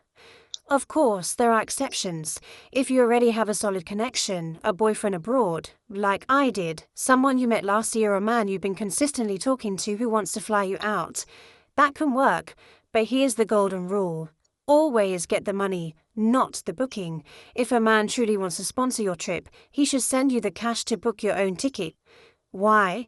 Because if he books it under his name and email, he can cancel it, change it, or leave you stranded at any time, especially if you have a disagreement. This way, you protect yourself. You also control the details, whether you want to fly first class or economy, whether you save a part of the money or whether you choose a cheaper ticket and pocket the rest. At the end of the day, the most important thing is simply first securing the money, then getting yourself on the plane. Chapter 15. Flued Out Culture and Etiquette. Flued out is a term meaning when a man, usually well off or trying to impress a lady, pays for a woman's flight and accommodations to meet him, typically in another country or city abroad. It can be romantic, potential partner, soft life courting, or transactional, sugar dating, lifestyle exchange. Sometimes it's purely status-driven, both flexing the luxury lifestyle on IG. Disclaimer: we are grown. We must understand that if a man is flying you out anywhere, it's not just to stare at your pretty face. The man will expect intimacy, as this is the norm of two grown heterosexual adults. Of course, this should be consensual, and you are not obliged to give it up. However, we cannot be delusional and ignore this fact. If you know this person isn't someone you like physically or love, it's best you decline the invite altogether, trip and ticket, as a miscommunication of expectations can lead to violence and sometimes get deadly, so please do not go then. The term gained popularity in black internet culture, hip-hop, and city girl slang. Think Young Miami's famous line, "Real ass bitch getting flued out." It represents a luxury lifestyle fantasy, living soft, traveling, being spoiled. Social media amplified it, showing women on yachts, in 5-star hotels and exotic destinations funded by men. Why is it so popular? Travel plus luxury. Women get to experience new destinations without paying. Power shift. Instead of chasing men, high-value men invest to bring women to them. Soft life movement aligns with feminine energy and avoiding struggle love. Status currency, being flued out, proof you're desirable to men with money. The risks, unclear expectations. Some men assume intimacy is guaranteed. Safety issues, being stranded, pressured or placed in vulnerable situations. Image damage, if not handled well, it can look like you're being paid for. Fake luxury, some men flex but can't really afford it. Watch out for red flags. The etiquette and mindset. Always have your own money. Exit strategy. Set boundaries before agreeing to travel. Move with class and discretion. No messy IG lives. No bashing receipts. See it as an audition. You're testing if you can maintain a soft life. He's testing if you can carry yourself with grace. Remember, flued out. Own your own time and body, and choices are still yours. The bigger picture. Flued out culture is part of the wider level up and hypergamy movement, women choosing who add tangible value to their lives, rejecting broke, stagnant relationships and prioritizing luxury, lifestyle and safety over struggle love. These are the main commandments of flued out culture. Chapter 16. The Airport. You might be wondering why I've included this as a segment in this book, but it is a pressing matter I want to touch on. Having flown frequently over the past 2 years, I have noticed that many women make very little effort when it comes to their airport attire. Often, I find myself among the best-dressed passengers, not because I overdress, but because I choose outfits that are comfortable, clean, flattering, and appealing. It still surprises me to see women boarding flights in oversized t-shirts, hair bonnets, slides with socks, or sloppy tracksuits. To me, this is neither feminine, stylish, nor appropriate for such a global setting. Ladies, remember, the airport is one of the largest interchanges in the world. Of course, no one is suggesting you arrive in nightclub attire or stilettos. Practicality is key when flying, but your outfit must and should be intentional and presentable. Personally, I have always set aside a dedicated outfit just for travel. Some may see this as excessive, but I view it as essential. Over the years, I have made friends on flights, met wealthy men in airports, and built lifelong connections in duty-free or departure lounges.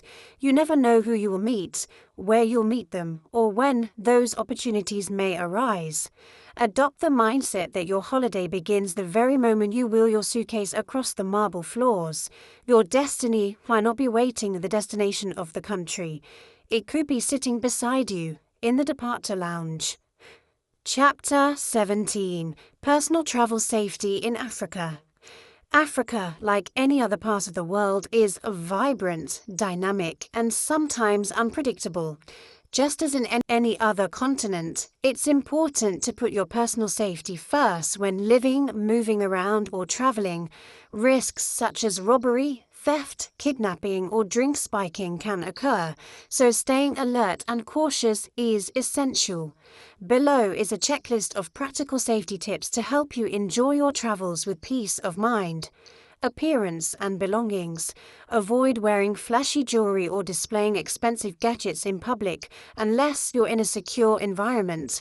Keep valuables discreet and close to you at all times. Finance. Always keep some cash with you since cards are widely accepted, but cash is often needed for transportation, small purchases, or emergencies. Don't rely on one person for money. Make sure you can access your own funds at all times. Store cash and cards in separate places to reduce loss if one is stolen. Transport. Use only licensed drivers and reputable taxis or popular ride-hailing services. Avoid accepting unsolicited rides or entering vehicles with strangers. Better still, if you know how to drive, rent out a car perhaps. Plan routes in advance and when possible share your live location with a trusted contact. Nights out and social safety. Never leave your drink unattended. If you step away, order a fresh one when you return. Stick with trusted friends, especially if consuming alcohol. Choose well-lit, reputable venues and avoid isolating yourself. Move in groups whenever possible, as there is safety in numbers. Associating with others. Be cautious when making new acquaintances and friends, since you don't always know people's backgrounds or intentions. Build trust gradually before sharing personal information or plans. Associate and make friends with people of value. Perhaps they too can invite you to some great places and introduce you to potential men. Social media and photos. Avoid oversharing your exact location in real time. Tag photos only after leaving a place, not whilst you're still there. You don't need stage photo shoots since sometimes the mystery adds to the experience. Adhere by these rules along with your own safety assurances for a fun and safe trip. The type of men you'll have access to is first and foremost determined by the spaces and environments you place yourself in, and ones you're invited to. Once you've decided the archetype of wealthy man you desire, you must set your sights accordingly. Different archetypes exist in different environments, i.e., businessmen can usually be found in high-end bars, upscale restaurants, industry conferences, diaspora flexers, seasonal hotspots during dirty December, fast money fraud boys, the club, bottle service, VIP tables. Where you hunt dictates what you catch. Diversify or stay stuck. Ladies, let's be real. Many of you already have your go-to spots and events that you like to circle back to every year, and that's fine, but you can't keep fishing in the same pond and expect a different result. Don't just repeat routines. Be bold, be imaginative, be creative. Beyond the club. Some of you believe the only way to meet high-value men is at the club or at the bar. Wrong. Opportunities are everywhere. The right connection can spark in places you never even considered. Networking events, art galleries, charity fundraisers, bookstores, even church. Yes, church environments rooted in community attract men with responsibility and stability. The point: don't box yourself in. Don't limit your vision. Expand your circle, expand your experiences, and you'll expand your opportunities and your future. Flirting. Whenever you're in Africa, understand this truth. If a man sees you and he likes you, he will be the one to approach you. That is how the culture works. Approaching men directly, buying them drinks, making the first move is often seen as unladylike, forward and uncouth. It removes the air of mystery and class that attracts powerful men in the first place. Your only job as a woman is to look your best, position yourself well, and have open body language and a smile. The rest will happen naturally. Chapter 18. International Girls versus Local Girls. Although this book was written with diaspora darlings in mind, I am aware that women living on the continent may also find this information useful. Whether international girls come to Africa for a holiday or to live, they must realize that there is a silent and unspoken undercurrent of tension and competition that often emerges, especially when men are involved. The truth is, women are naturally competitive and comparative by nature, and unfortunately, the idea of sisterhood doesn't always manifest in the ways we might hope. While many women mask their intentions behind a facade of support, love, and unity, the reality can be quite the opposite. It is in many ways a dog-eat-dog world. The dating scene is a prime example of this competition. To succeed, you must often have to put your best foot forward and remain mindful of the subtle rivalries at play. For many local women in Africa, the presence of international girls from places like London, Canada, the USA can feel threatening and intimidating. Over the years, we have been pitted against one another, sometimes without even realizing it. These dynamics become especially visible during Dirty December, when many from the diaspora return home. Suddenly, everything is under scrutiny, from personal style and dress sense to the way we speak, we carry ourselves, our accents, behaviors, and attitudes. Yet, it is important to emphasize that this is not about one group being better than the other. Rather, it is about recognizing the competitive undercurrents that shape women's attitudes and interactions in these spaces. Every woman should feel confident within herself and be able to use her unique set of attributes and differences to her advantage. Chapter 19. Numbers. If a man approaches you and asks for your number, don't be too quick to give it away. He may think that you hand it out to just anyone. Instead, take a moment to ask him a few questions and get to know him. Then ask what exactly he wants your number for.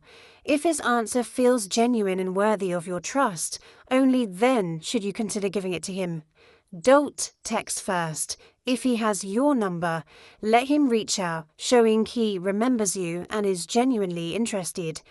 Texting first can often come across as a bit thirsty or desperate, and that's not the impression you want to give a potential suitor. You should aim to be memorable and unforgettable, someone who naturally stands out in his mind. If he does not remember you, that's a sign you have work to do in making yourself truly impactful. The only exception to this rule is if he never caught your number and only gave you his, such as a business card. In that case, it's fine to reach out first. But even then, wait at least 24 hours. You're a busy young woman. You've come here with plans, priorities, and to have fun. And a full life. There is no need to text him within the first hour. That only makes you seem eager and available at all times. Waiting shows that you value yourself, that you move on your own time and your own terms, and that your life does not revolve around anyone else. It creates respect and builds anticipation on his end. Will I hear from her? Will she reach out?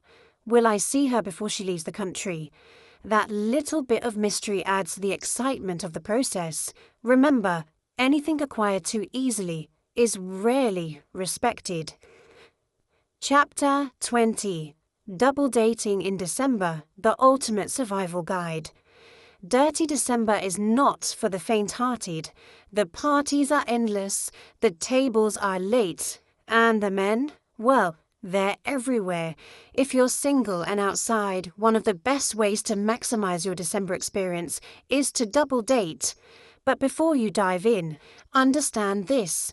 It's a game of strategy and not chaos. Rule number 1. Choose wisely. Different circles, different worlds.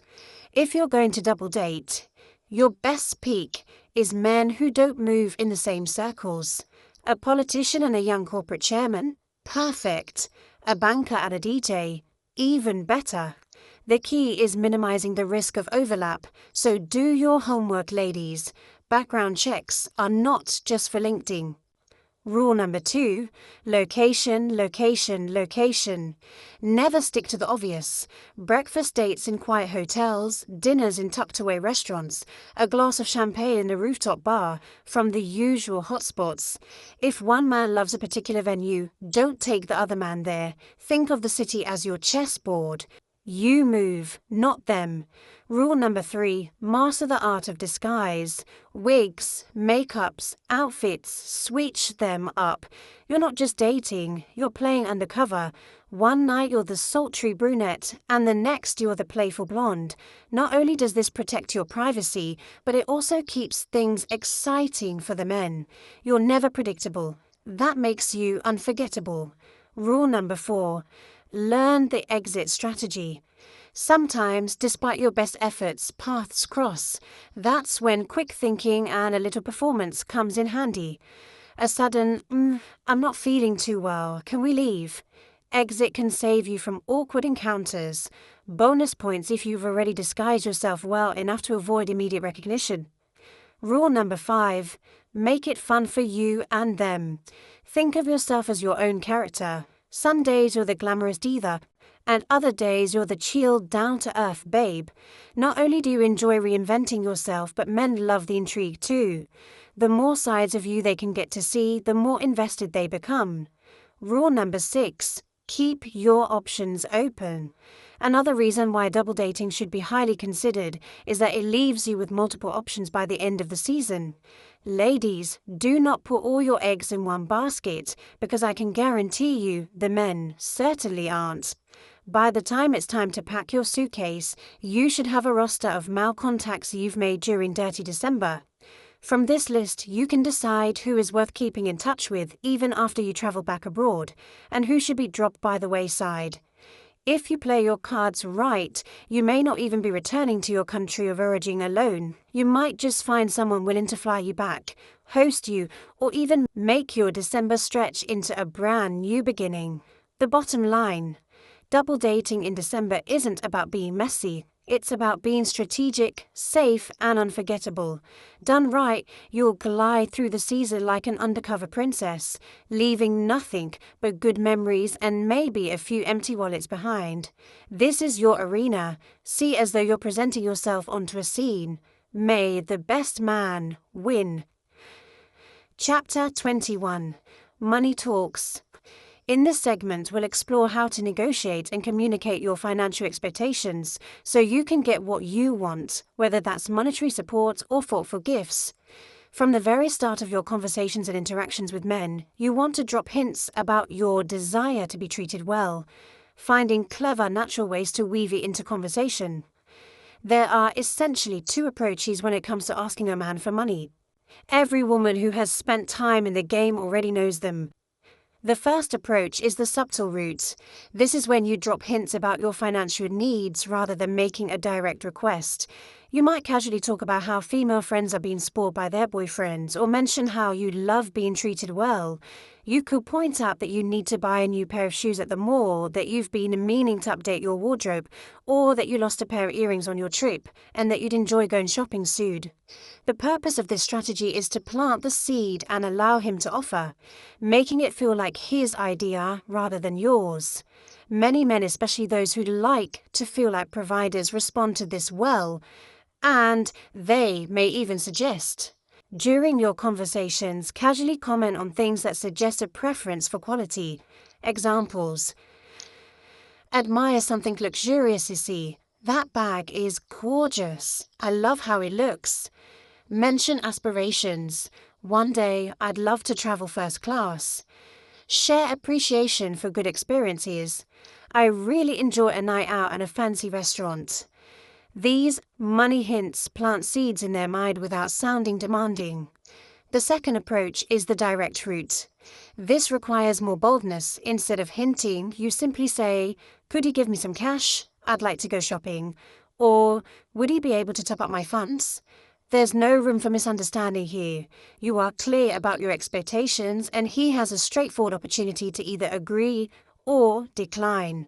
Some women call this tongue-in-cheek method because it can feel playful, but in reality, it's simply about cutting through the pretense and nonsense. Breathe, be confident and bold, and you may even get more than what you asked for. I have personally tried both approaches, and ironically, both have worked, though not always with the same type of man. Some men appreciate subtlety, others prefer a woman who is upfront and forward. At the end of the day, it's a 50-50 chance either way, and you truly never know until you try. The truth is this: there is no point in pretending that financial generosity is not expected. It's a natural part of the dynamic. If a man likes you enough, he will give you without hesitation. If he does not see you as worthy, or he simply does not have the means, he will refuse. Either way, his response gives you clarity. This is why, despite what many people say, I sometimes prefer to bring these conversations up sooner rather than later. Some argue that asking for money too quickly is unrefined, but I disagree. If a man is not generous, it's better to find out as early as possible, rather than waste weeks or months only to be disappointed in the end of your pursuit. I do not like wasting my time, and you should not either. Once you know the type of man you're dealing with, you can decide whether the relationship is even worth pursuing or whether it's time to walk away. Chapter 22. Red flags and green flags in financial interactions with men. While generosity can vary across cultures, there are consistent signs that signal financial mismatch or lack of alignment with your standards. Not every man is naturally a provider, and contrary to popular belief, location alone doesn't necessarily guarantee generosity. Case study number 1. The lawyer who wouldn't pay. I once went shopping in West Africa with a young lawyer who had been pursuing me for months. At the checkout, he stood aside and watched as I paid for my own items, despite being financially stable on his salary. His gestures of affection in the past, like small trinkets, were cute, but when it came to real-life provision, he fell short for me. That was a red flag. He couldn't meet my lifestyle standard, and I walked away. Case study 2. The stranger who paid for my groceries. On another day, I was at a mall restocking my kitchen after moving into a new apartment. Funds were tight, but I filled my car at the checkout, and a father of 3 offered to pay for everything. Groceries worth around $300, which might not seem much in the West, but in any African society is literally 3 times the average salary. I was impressed. It was a reminder that in many African settings, men often see providing as an expression of care and self-respect. I thanked him on the spot, smiled at his kids, and we went our separate ways. Never even heard from one another again. Things like this have never happened to me in the West, and most likely never will, as Western men simply do not have the mentality of meeting a stranger and paying or giving her anything on the spot. However, in Africa, such case studies are very possible and happen almost on a daily basis. Chapter 23. The ex who opened a business for me. Most of my dating experience has been with African men. Ironically, although I was born and raised in the West, I never actually dated a Western-born man. Nearly all the men I've ever been involved with were either raised in Africa or later moved to the West or were still living in Africa. Dating African men in my experience is a world apart from the treatment, the opportunities, the generosity. These are things I doubt I would have experienced with Western men. In fact, I've heard countless horror stories from women who dated Western men and swore never again. That contrast is one of the reasons I decided to write this book, and why I want to share this particular case study from my own life. I met him when I was in my 20s. He was in his 40s, so quite an age gap. Despite that, he was a wonderful man, generous, calm, and respectable. We dated for a few years, but deep down I realized our relationship was not heading towards marriage. Honestly, not want to marry that man. Our life goals were too different, and he already had children. At that stage in my life, I was not ready to step into the role of a stepmother. Eventually, I knew it was time to exit the relationship, but here is the truth. After investing a few precious years of my early 20s, my youth, my beauty, and my energy, I was not about to walk away empty-handed. The exit plan. So I came up with a strategy. Instead of just leaving, I requested that he open a business for me. And he did. This business was set up in a major city in a well-known West African country, and it thrived. He spent thousands at that time to establish it, and yes, I still have the receipts to prove it. That business became my foundation, my stepping stone. It was the tangible result of time I had invested in a relationship that otherwise was not going to serve my long-term goals. I had become my own little boss lady. All because I was bold enough and dared to dream. And most impressive, I dared to ask. The lesson. I share this story not just to show you what is possible, but to highlight an important principle. Never leave a long-term relationship empty-handed, not even a short-term one. When you give your youth, your time, your loyalty, and your beauty, those are investments, and like any investment, you deserve returns. Too often, women walk away with nothing but memories, while the man carries on unscathed. I refuse to let that be my story. And here is the other lesson. The generosity I experience is something I have never seen in the West. I have only seen this repeatedly with African men. They often express love and commitment through tangible support, such as opportunities, gifts, business, or property. A man from the West might not have done the same. Not necessarily because he could not afford it, but because culturally, it's not always in their mindset to give it in that way. Now, let me be clear. Not every woman has to wait years for this kind of outcome. There are women who have met a man and had him make major investments in just a few weeks. Like another one of my sugar daddies, I'll let you know during this book. The point is, it is possible, especially in Africa, where the kind of generosity is part of how relationships are expressed. Ladies, take this as a reminder. Value your time, value your youth, value your beauty, and value yourself. Do not settle for leaving with nothing when you have given so much. My story is just one example of how foresight and self-worth can change the trajectory of your life. The sugar daddy who hands over thousands without me even having to ask. And bought me land.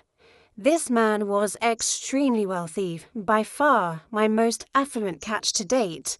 I met him through a brief work opportunity I took up. He was a property owner and the owner of petrol stations and heavily involved in government sectors, which brought in serious money. When I would visit him in his office, he would not even blink before handing me over an envelope stuffed with cash. He nicknamed me his diaspora darling, and I leaned into the fact that I came from abroad to befriend him. He clearly liked that I was different, not like the average local girl. I used that to my advantage. Over time, I was able to accumulate and amass a significant amount of money that would change my life forever from this relationship, which eventually allowed me to purchase my first piece of landed property in the country, officially making me a landlady. The guy who sent me thousands without even having met me. It was during the year of the pandemic when I met this guy on social media. It started on a normal day. Out of the blue, I received an inbox message from a complete stranger. Unlike the usual "hey" I often got from men, this message was sweet, thoughtful, and detailed. At first, I ignored it and left it there for a few days, but eventually my curiosity got the best of me. I opened the message and read it. From the moment, the rest was history. We became friends in the inbox, then moved on to phone conversations, FaceTime calls, and slowly began to really get to know one another. Over the course of a few months, he showed more and more of his generosity. At one point, he contributed thousands directly into my bank account to support a business I was setting up. He did it happily, without hesitation. That was the moment I knew he was serious, that he was in for the long haul, and he was willing to make sure that I was financially comfortable and secure. That only made me more attracted to him, because this is exactly what I expect from a man. The rest, as they say, is history. What to watch out for. Reluctance to pay in public settings. If a man is consistently stepping aside when the bill time comes, it may reflect unwillingness or inability to provide. Small gestures versus major gestures. Buying sandwiches or flowers is sweet, but it never extends to meaningful support. That's a signal. Mismatch between words and actions. A man may profess love but show very little in practical provision. Cultural excuses.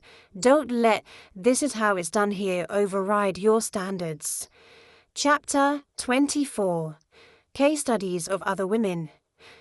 Here you shall learn of case studies of other women who have won big time with African men. These are case studies of friends and colleagues alike in this game.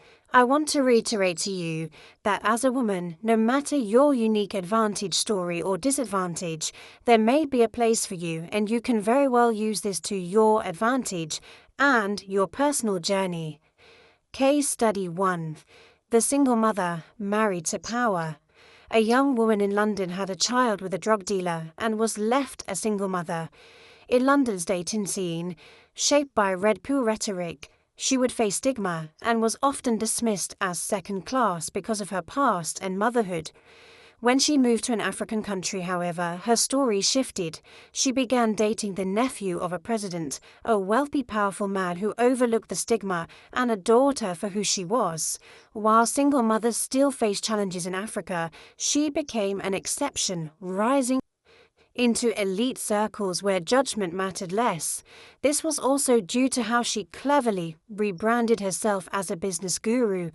Her journey shows how relocation and the right admirer can transform someone's prospects, breaking free from stereotypes and rewriting their destiny. The Billionaire's Baby Mama. A working-class young woman from a Western city met a Nigerian billionaire as a teenager, and their relationship led to a child. She lived lavishly in Lagos for a while, until he became embroiled in a political scandal and fled, refusing financial responsibility. After a long court battle, he was forced to support the child. Looking back, she regrets wasting money, but eventually rebuilt her life, started a business and remarried a man of modern means. Now happy and wildly in love, she shares her experience as a cautionary tale about the struggles of being a billionaire's baby mama. The Asian Girl, the Exotic Delight. The pretty diaspora Asian girl. Yes, there is a large community of Asians, Lebanese, and many others living across Africa. Somewhere among them, an Asian girl found her way living in a luxury city in a bustling African capital city. You may wonder how. She is very hush-hush about it, claiming she works for a company, but anyone who knows can see the picture. A beautiful girl, body done, now settled in a high-rise luxury apartment with 2 drivers at her disposal. She does not lift a finger. Clearly, someone is funding her lifestyle. Her story started with a trip a couple of years ago. She came, she fell in love with the place and decided to stay permanently. Since then, she's been living the kind of life she could have only dreamed of in the West. This is an example of a woman who played her cards right. She understood her value and her advantage.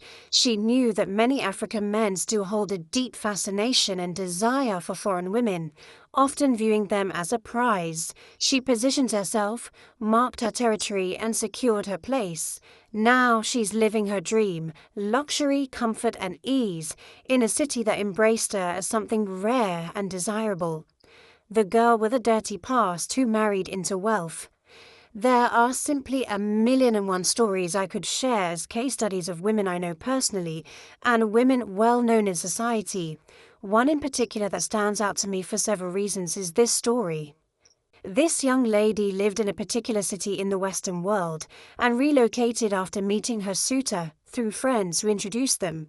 She was known for leading a very reckless life in the West, with multiple sexual partners, and there were even rumors that she had flings with global musicians. She was a typical wild party girl who happened to stumble upon luck and meet a wealthy young political prospect. He fell in love with her. She rebranded her whole image as the girl next door, innocent type, and became the quiet, decent, beautiful, demure housewife. She's now married into serious wealth and lives very well. This life is a far cry from what her mother and father gave her in the city she was born and raised in the West. People often say that women with shady pasts cannot succeed in certain aspects of life, but this is not entirely true.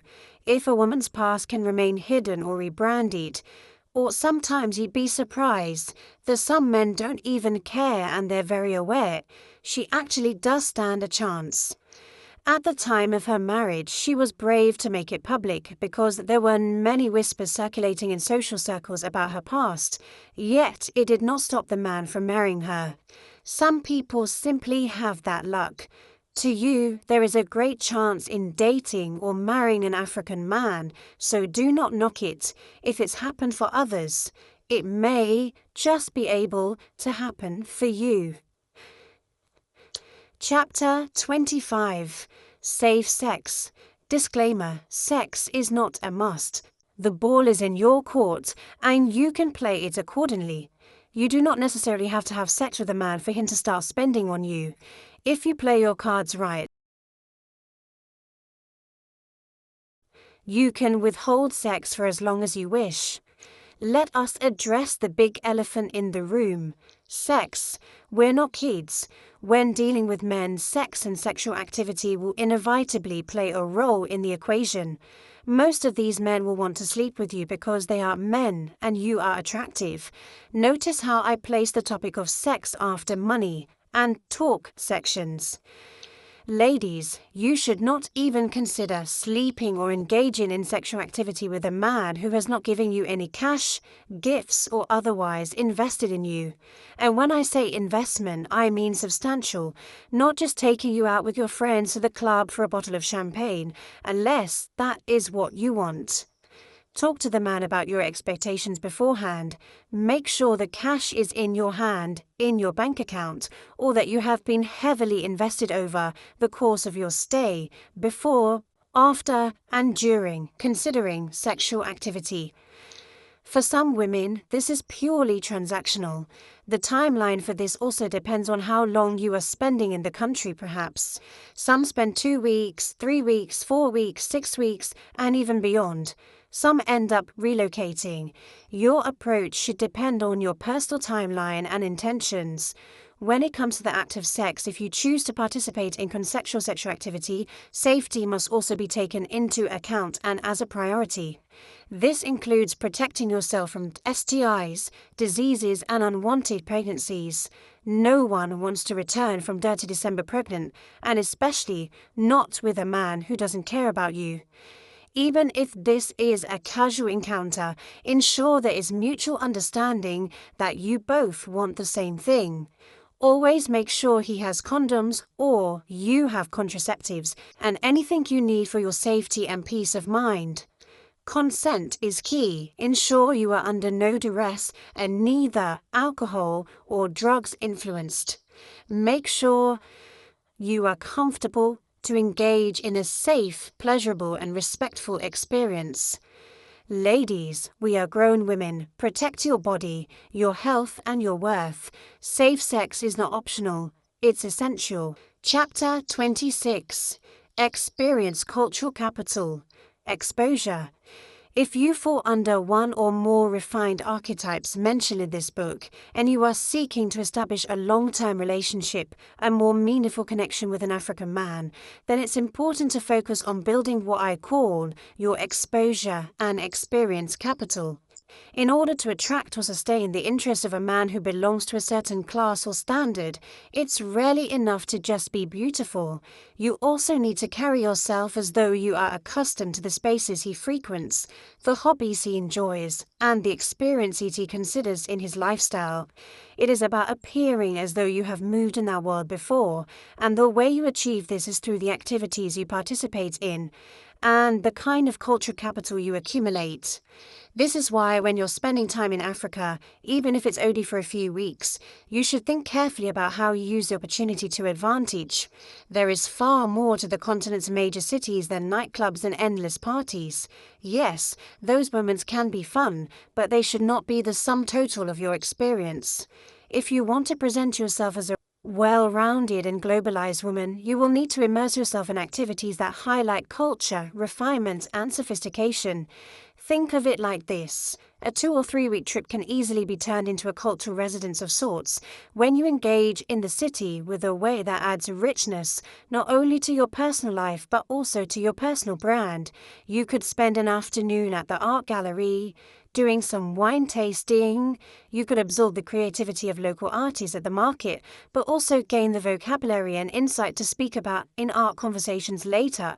You could sign up for a pottery class or take a short 2-day art course at a local collective, which allows you to interact with other creatives and opens entirely new worlds of immersion.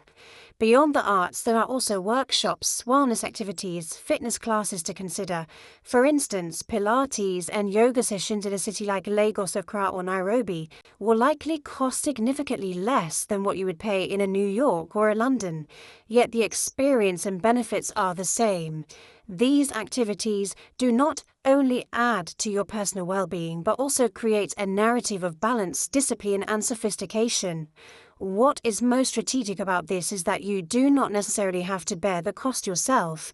If you're spending time with a man who's generous and who values you and enjoys your company, he will often be more than happy to cover the expenses. Meanwhile, you walk away with experiences that enrich you, broaden your horizons, and provide content that you can later share on your social media. By documenting these moments, whether it's a photo at an exhibition, a snapshot of your hands molding clay in a pottery studio, or a serene yoga session, you are carefully creating an image of yourself as a cultured, worldly, and refined individual. Think of all the activities that you could do. There are so many more, things from tennis, to hockey, to golf, to paddle. This is why I encourage you to be imaginative. Do not limit your time in Africa to what many call Dirty December, a cycle of club hopping, endless bottles, and drunken nights that blur together.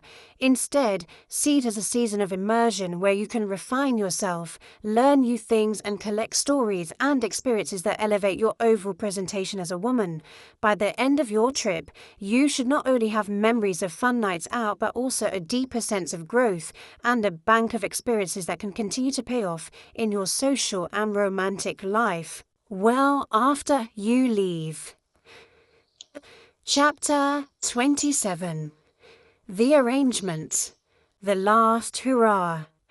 It's the end of December. The festive season is over. You're packing your bags. You get a wash of holiday blues as you remember the amazing time you've had.